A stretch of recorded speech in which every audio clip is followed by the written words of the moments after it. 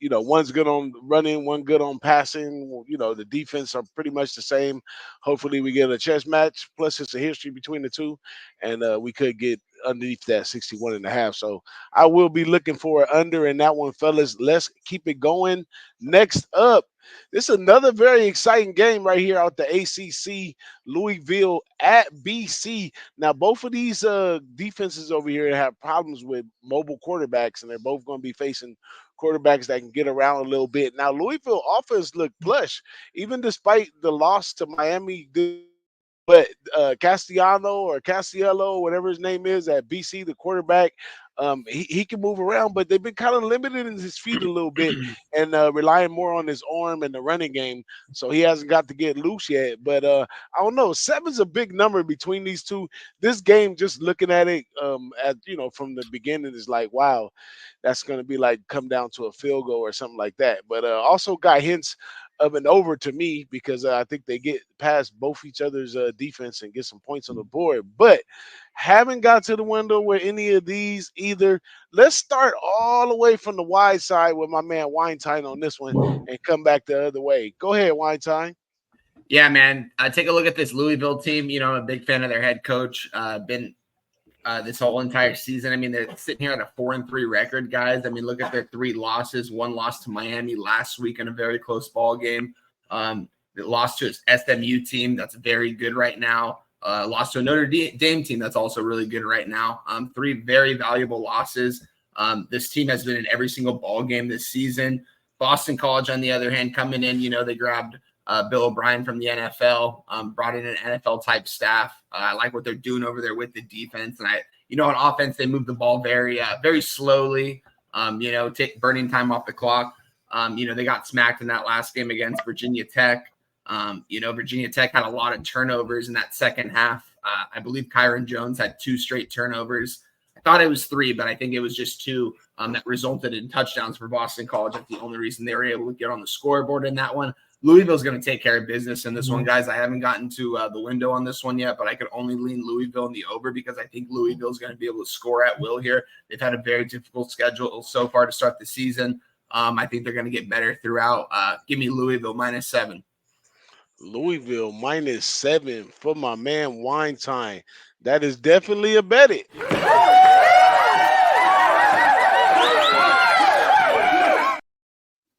Next up, Big Ragu, BC, Louisville. You know all about this one for sure. Yeah, I know you got to look on this one. Louisville's. I just got through telling you how bad Pitt was in the first quarter. There's another team that gives it up, but they've been playing some tough games. I'm talking about Louisville. That is playing some high power offensives. Boston College is definitely going to want to slow the game down here to their advantage. But they've been pretty good at home. Depending on what the number you got in the Michigan State game, they pretty much covered the number in Boston, getting to the number, whether it be a dog or a favorite. But regardless, I kind of lean Boston College. So as of right now, it's probably it's on my radar, but it's not a play for me. So forget it right now. Forget about it.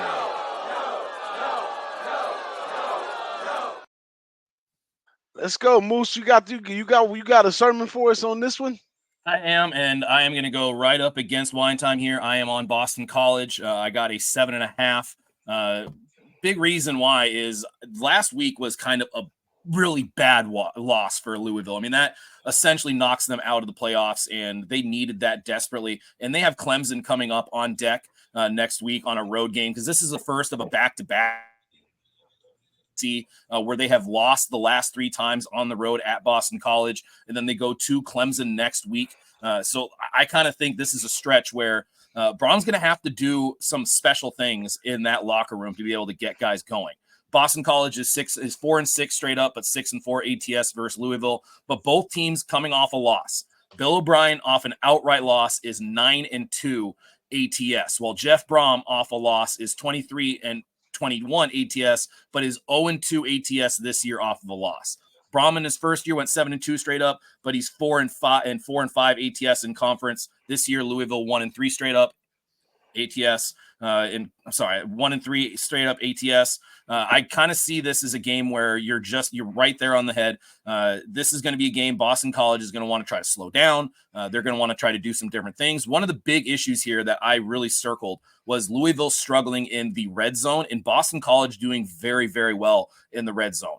And when you look at kind of how the market has played this game, you've seen 34% of the tickets, 34% of the cash, yet the line has not really moved. And if anything, it's come down a couple of times, only to come back up. So I see this as a game that Boston College is going to slog out.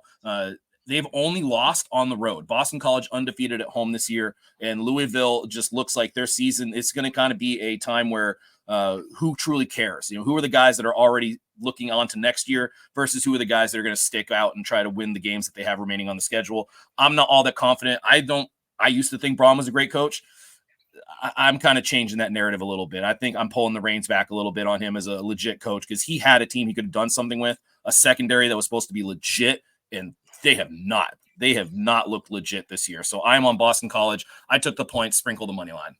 There you go. You got the hook, man. So having the hook, that's half the battle right there. JT, are you on this game right here? Yes, I'm on this game. I'm riding with Moose on that one, man. He broke down everything. I'm taking Boston College as well at +7.5 at -110. It's self-explanatory. Moose just basically laid it out for you. He said they have a good red zone defense. Boston College do. They rank 45th, and they're going against a 107 ranked red zone offense. I mean, there's not much you can say. I do believe Boston College will have a good rush attack this game as well. So yeah, man. Moose gave it to you. I'm riding with you, Moose, +7.5. Yeah. There we go.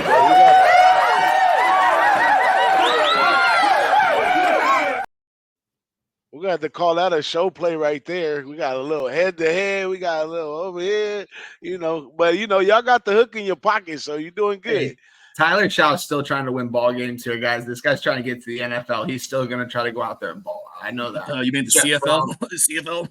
Hey, and Jeff Brom, I do think is a proven coach. I mean, we already touched on their losses, who they've lost to this season. It's just, I don't know. BC hasn't played anyone yet this season. So, yeah, we'll see, though.